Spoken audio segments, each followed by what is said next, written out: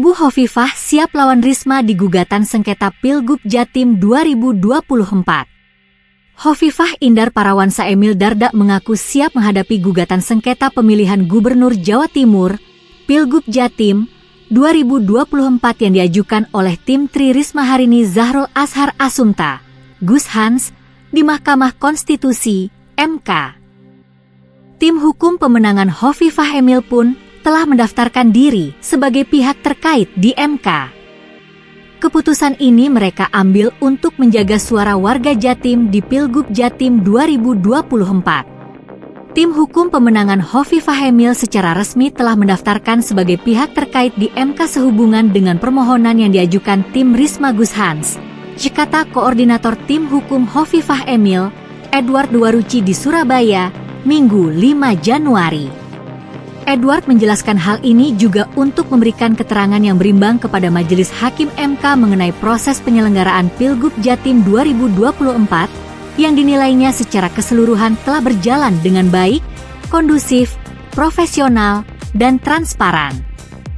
Keputusan kami juga sekaligus untuk mengawal amanah 12.192.165 suara masyarakat Jawa Timur yang telah dipercayakan kepada paslon Hovifah Emil.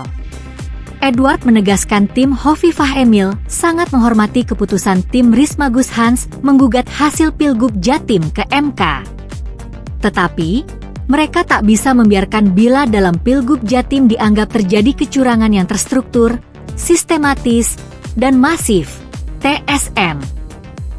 Edward menyebut hal itu tidak benar dan jauh dari kenyataan di lapangan.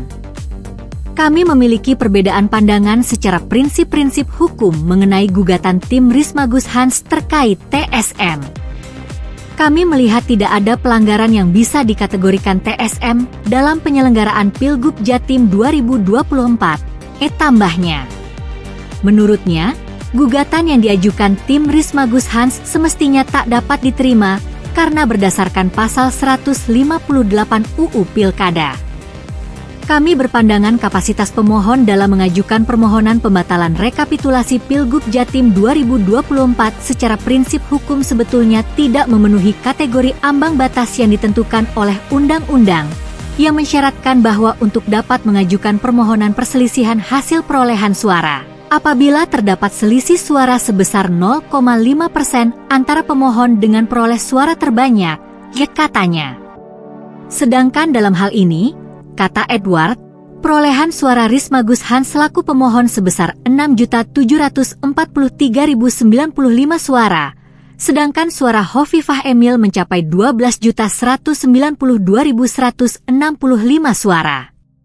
Artinya terdapat selisih perolehan suara sebesar 5.449.070 suara atau lebih dari 0,5%. Bahkan saya melihat dari 300 lebih gugatan yang masuk ke MK, selisih di Pilgub Jatim ini jadi yang terbesar di antara perselisihan di pilkada daerah lain, pungkasnya. Komisi Pemilihan Umum, KPU, Jawa Timur resmi merampungkan rekapitulasi suara Pilgub Jatim 2024. Hasilnya pasangan calon gubernur dan wakil gubernur Jatim nomor urut 2 Hovifah Indar Parawansa Emil Elestianto Dardak meraih suara paling banyak.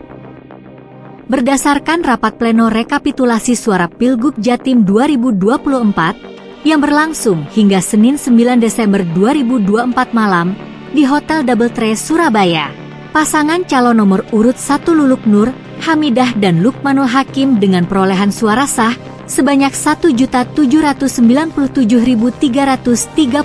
suara.